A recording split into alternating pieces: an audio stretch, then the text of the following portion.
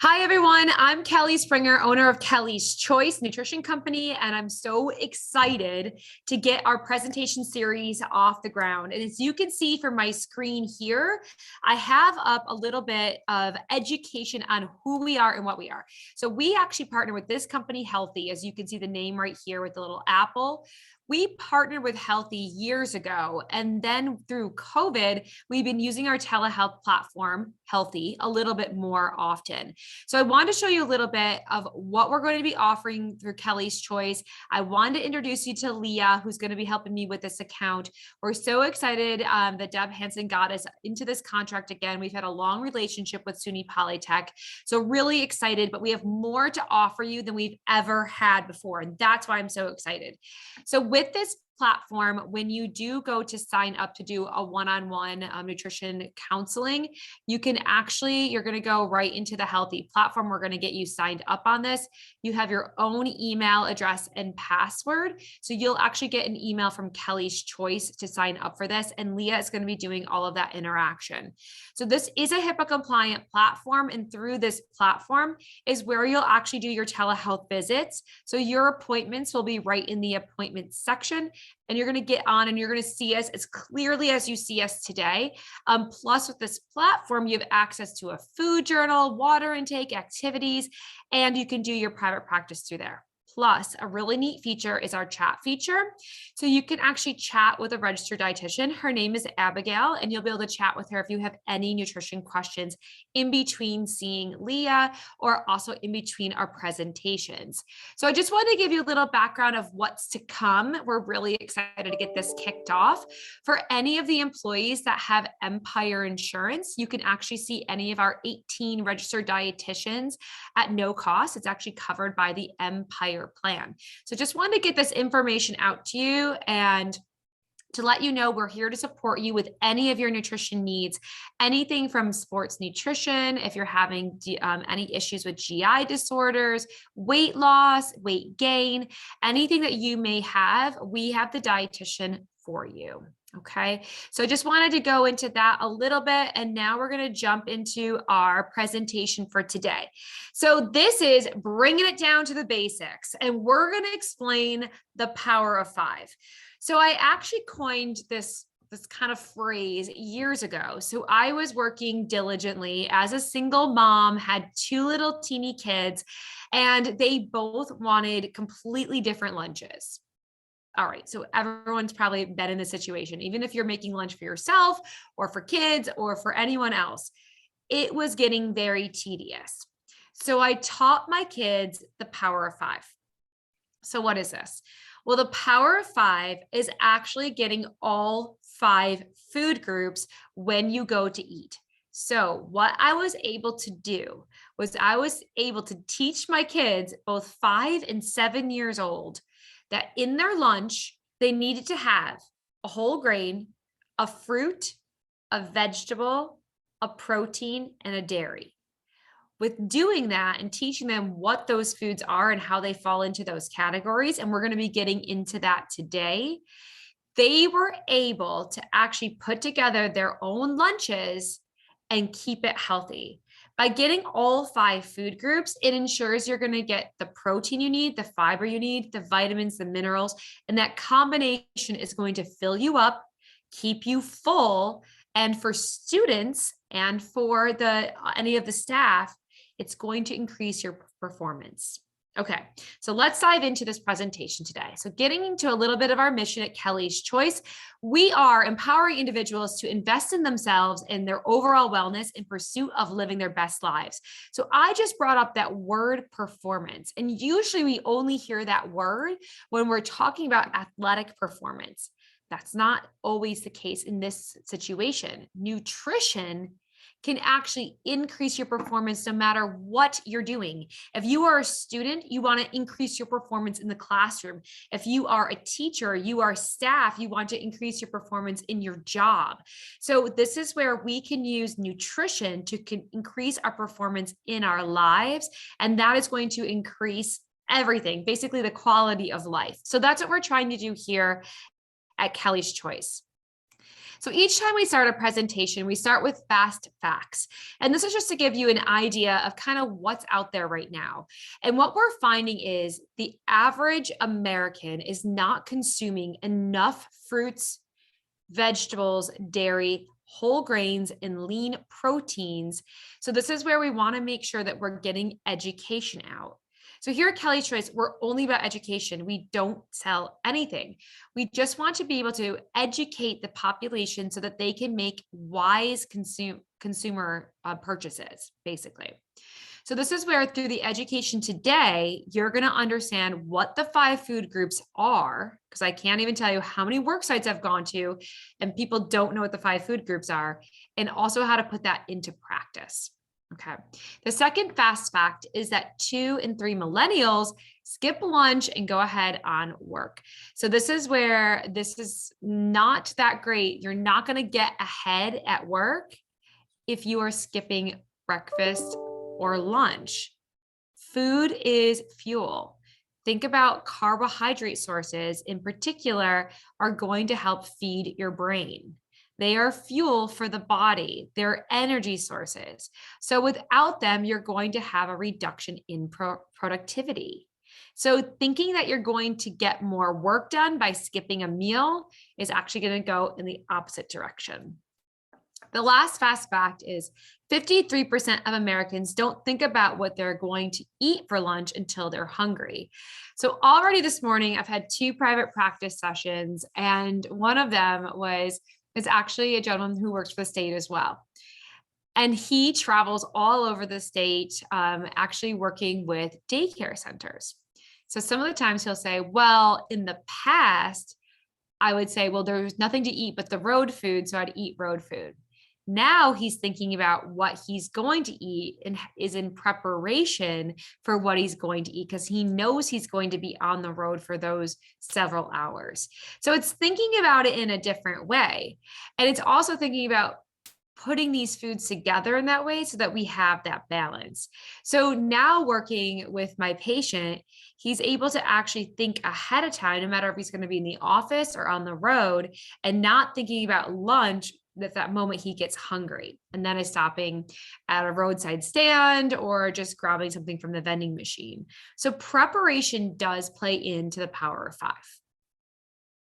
All right, so getting back to these basics, we truly do have 5 food groups. And so if we can truly think about getting those 5 food groups, even 3 out of the 5 is going to ensure that we're going to get the nutrients and vitamins and proteins and fibers that we need to have. We also need to make sure that we're not skipping meals. Now, I know there's a lot of information about intermittent fasting. Intermittent fasting can be used as part of this, but if you're skipping meals as part of intermittent fasting, you may be deficient in the way of nutrients. So I was very fortunate right before the pandemic that I got to go to India with Syracuse University. And through that, we got to go to an Ayurvedic hospital. So if you don't know what Ayurvedic is, it's actually a medicine practice for thousands of years in India. And we're getting kind of back to those Ayurvedic practices. And part of that is in the way of fasting. So what was told was truly fasting should be from the time that you stop eating dinner to that long period of time where you're resting, sleeping, waking up. And so then that breakfast is the breaking of the fast. And so that breaking of the fast is the first meal of the day, and usually is at sundown and sun up. And this is where it plays with our hormones of serotonin levels and melatonin levels. And so this is where intermittent fasting shouldn't go necessarily into the day. It should be that break when the sun goes down to that sun coming up. That should be the main fast. And then you can fast through in between meals, so we're not grazing all day, but just be very careful that we're not skipping meals. If we are skipping meals, it could play out to other issues in the future. Okay. All right. So let's get into breakfast. So I just said that that's going to be one of the most beneficial meals. So we want to make sure that we are not skipping breakfast. There has been countless research reports on the benefits of breakfast and the benefits of increasing grade scores when we have breakfast. Okay. So if you're watching this, you're a student, eating breakfast can increase your productivity in the classroom. So my stepdaughter is getting into med school, and we were just having this conversation with her because her life is going to change drastically from just working a 9 to 5 to going into med school and being so on 24/7. And one of the things that we brought up was the importance of breakfast and making sure at breakfast that we're not just getting strict carbohydrates. Think about in America, all of our breakfasts are Pop-Tarts, bagels, waffles, toast. It's a lot of simple carbohydrates. So think about what you see here in front of you. This is overnight oats, where you have oats, which are the whole grain. You have the yogurt, which is going to play in the way of protein and also in the way of dairy. You have your fruit, which is your blueberries, strawberries, raspberries. So we're getting 4 out of the 5 food groups right here in this overnight oats. This is simple and easy. You can make it the night before, put it in the mason jar, it's ready to go. But we want to make sure that we're providing the body and the brain of what it truly needs to get going and to break that fast. So don't just break the fast with simple carbohydrates. We want to make sure we're getting in a fiber source. And you can see it there from chia seeds, also from the oats, and also from the berries. We're getting a good fiber source, which will also spur serotonin levels, help with immunity, and also help with brain function. Okay. So there's, like I said, tons of benefits to breakfast, lunch, and snack, but making sure that we're starting that day off the right way. Then getting into lunch. So don't be that fast fact statistic where we're skipping lunch to push through and get more work done. That lunch is a very, very important meal. It's the time between the breakfast and the dinner to maintain blood sugar levels. Now, what does that mean? So when I'm talking about maintaining blood sugar levels, it's trying to keep, it's called glucose, and keeping the glucose in the blood very, very steady. When we have peaks and valleys, that's when we are not at our peak performance. So having simple carbohydrates will put us at the top, and then skipping meals will put us at the bottom. So by having whole grains that have fiber-rich sources and protein in combination, you can stabilize blood sugar levels. And this will help, even if you are battling like ADHD, for instance, stabilizing blood sugar levels will help combat any of that attention deficit disorder, will help you to perform at your peak. Okay. So this is where eating this lunch meal that contains a protein source and fiber source is truly going to give you the energy and the nourishment that's going to get you to dinner. So think about, I actually have a plate here. This is very helpful. So think about, there's lots of plates like this on the internet. I got this from Amazon. But this is where it's showing you half that plate is coming from vegetable sources. We have our whole grains and we have our protein sources. So this is where, when we're thinking about these meal times, as you can see from these little pinto boxes, we are trying to put together the whole grain.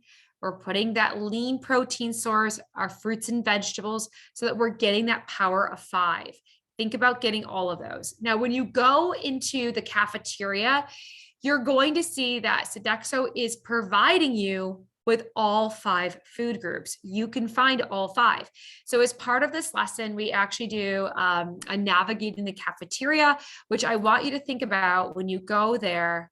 How am I getting all 5? Am I getting the lean chicken from the chicken bar? Am I getting the salad? There's always the hot vegetable. There's whole grains. So how are we going around that cafeteria to finding this? And this is where that lunch meal is busy and quick. So think about, in your brain, do you have all 5 food groups? Okay. All right. So then getting into snacks, and just like breakfast, snacks in America are very dense and simple carbohydrates. When I say that word simple carbohydrates, I mean that they're lacking fiber. So think about those simple carbs being like chips, pretzels. It could be like crackers, like Ritz crackers, something like that. They don't have fiber. So when you eat a food like that, you're back on the roller coaster ride of glucose. You're up and you're down. So when we go to have a snack, you want to think about pairing a fruit, a vegetable, and a protein source. And I'm going to give you some examples of this in just a minute. But if you can see here on the page, we have some sliced up cucumber slices and some carrots with some hummus and some that also could be like a Greek yogurt dip. So when we pair that fiber and that protein together, it actually stabilizes those blood sugar levels and gives you nutrient dense foods that are going to feed the brain and feed the body. So that's why it's so important to think about that snack. It's a nourishing thing for your body, not just a quick grab and go carbohydrate, because that is going to get you back on that roller coaster. All right, so let's dive in to the 5 food groups, because I think we need a little bit more education on what these food groups actually are. So as dietitians, we use a lot of words and we say a lot of these things, but when we go to actually ask people to like, what are grains? What I find is a lot of times coming back, people don't really know. So let's get into what grains are. So when we're talking about grains, we're talking about a huge amount of foods. Now, this could be in the way of whole wheat. This could be oatmeal, barley, farro, millet, amaranth. There's so many different types of grains. But when you're looking at a label, you want to make sure that that label says 100% or whole. If it doesn't say that, it is a refined grain and it's not going to have the fiber amount that you should be having every single day. So this is where that fiber, once again, is going to stabilize those blood sugar levels. So grains are a great way to get our fiber source, but you just want to make sure that we're getting a whole grain. Okay. So eating these grains, especially whole grains, provides numerous health benefits, and it's going to help to feed your gut bacteria. It's going to help to create that serotonin level or a happiness transmitter. It's going to help with our immune system, which is so important right now as still COVID cases are on the rise in central New York. So we want to make sure that we're getting these grains about, if you know, anywhere between, depending on if you're an athlete or not, 25 to 50% of the plate. And as you're exercising a ton, it could even go a little bit more. Okay, so about 6 to 8 servings a day. Now getting into protein. So this is really funny. I do a lot of sports nutrition and we show the sedentary plate, an active American plate, and then a person that's doing collegiate sports. The one thing that doesn't change on that plate, because we know we have to increase carbohydrates and we increase a little bit of fat, the one thing that stays consistent across all 3 pages is actually the protein source. And this blows a lot of the athletes' mind. They think that they need way more protein than they actually do. So we've been doing a lot of research on protein lately and talking about whey proteins and animal proteins, plant-based proteins. But the bottom line is, we want a mixture of proteins. We don't just want one source of protein every day. So for instance, we don't just want beans or whey protein. We want a mixture of protein. So as you see there in the picture, we have a mixture of nuts, eggs, salmon. We also have a mixture of lean red meat. We also can get into shrimp and cod and chicken and pork. So there's a lot of different protein sources. And so we want to mix up this protein, but we also don't need to have a ton of it. About 25% of your plate coming from protein sources is going to give you the amount you need to have. What I find is that people are really good at getting protein at dinner, but not so great at getting in protein for breakfast, lunch, and snack. Think about it. Think about what I just said about the breakfast before. So those breakfast foods are mostly simple carbohydrates. They're missing protein. And then think about the snacks. They're all those simple carbohydrates. Even lunches, when I do lunch talks, I see a lot of simple carbohydrates. So we want to make sure the key to protein is keeping it the same evenly throughout the day, because protein cannot be stored as protein in the body. You need to eat it evenly throughout the day to get all of those amino acids. So what does that mean? Well, amino acids are the building blocks of protein, and amino acids go out to every part of the body to keep it healthy. So proteins, those amino acids, go out to our bones and muscle and cartilage and skin and blood, RNA, DNA. They do so much in the body. So we want to make sure that we're getting about 4 to 5 ounces of protein per meal. So making sure that a protein source is at each and every mealtime. Those protein sources are also going to provide you with B vitamins like niacin, thiamine, riboflavin, B6, and also B12, vitamin E, zinc, and magnesium. So when we get these combinations of protein sources, it's going to help the entire body. Plus, it's going to give us other nutrients and vitamins that help to go to make red blood cells, for instance, or do all these other things in the body. So it's important to make sure that protein is at each and every meal.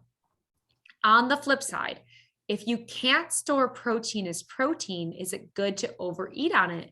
No, everything in balance, including balance. So what I find is right now, there's a whole thing on TikTok that says eating about 200 grams of protein per day from whey protein is the way to go. No, it's too much. Whey protein is actually causing an inflammation response, and you'll see that teenagers and college kids that are overeating whey protein sources will actually have acne. That's because it's too much. So trying to stay in the range of about 15 to 30 grams of protein per meal is where we want to be. And you can mix up and have animal sources and plant-based sources as part of a healthy diet. All right, fruits. Fruit is going to have antioxidants. What the heck are antioxidants? Antioxidants are antioxidation. So what happens is when we eat the colors of the rainbow of the foods you see there on the plate or on the page, you're going to see that those colors can go in and actually neutralize free radicals. Free radicals are created in our bodies from simply breathing air, having stress, maybe a not so great diet. So by eating fruits, we can actually neutralize these free radicals. And that's a great thing because free radicals can increase the aging process, which none of us want.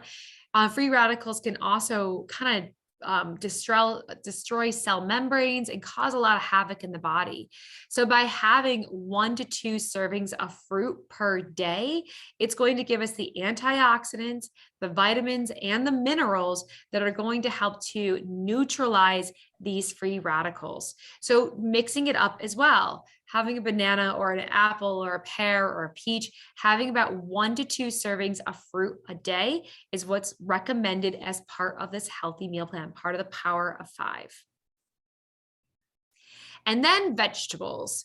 I cannot say enough about vegetables. And just like this plate right here, you can see that actually half the plate is full of vegetables. Vegetables are even lower in carbohydrates than fruits are. And vegetables, just like fruits, are going to give us those antioxidants, those nutrients, those vitamins, the fiber, the folate, the potassium, the vitamins A and the vitamin C. So we want to increase our vegetable consumption. What we do in this house, which is very easy when you're in the cafeteria, is to get 2 sides of vegetables. And what we do in our house, when that's where it's going to be easy when you're in the cafeteria, is getting a hot vegetable and getting a cold vegetable. That way it doesn't look like you're just eating half a plate of broccoli or whatever it is. Getting 2 sides of vegetables is going to ensure that you get all of those nutrients and vitamins.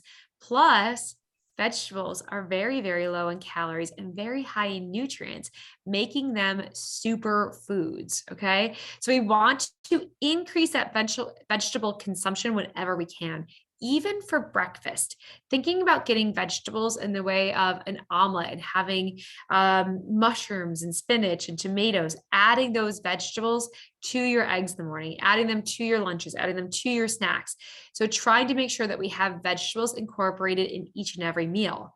Again, don't be like the fast facts that says that the average American is not getting enough fruits and vegetables. That is why we're having all of our health issues. All right, so in the way of dairy is actually the 5th part of the My Plate that comes from the USDA, myplate.gov, and you can go there to see all the different pictures and things like that. So dairy is it's been an interesting thing over the last few years of how dairy has kind of gotten knocked. Dairy actually is pretty impressive. Dairy has all of our natural electrolytes. And as an athlete, if you are, you'll know that electrolytes are important. But what are electrolytes? They're sodium, magnesium, calcium, and potassium. Those are naturally found in dairy sources. So by getting in dairy, you only need about 2 to 3 servings a day, and just make sure that it's low in fat or fat-free. But this dairy source can ensure that you get all those nutrients and vitamins and electrolytes. Plus, it's a complete protein. So it's an easy way to kind of bump up that protein and get those vitamins and minerals. And so dairy can be eaten in the way of cottage cheese and yogurt, which I know are served also in the cafeteria, in the way of milk, which is there too. You can get it in the way of cheese. So lots of ways to get in dairy sources.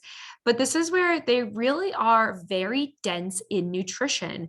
So understanding that they actually have more nutrition than if you're going to go towards almond milk, which is only going to have about 1 gram of protein, versus dairy, which is going to have around 7 to 8. So a big difference in the way of protein and the big way in the way of nutrients. So dairy is our 5th and final part of the Power of 5. All right, so everyone always wants suggestions. So this is a way that we can add in some healthy breakfast ideas. And as you can see here, this is one of my favorites.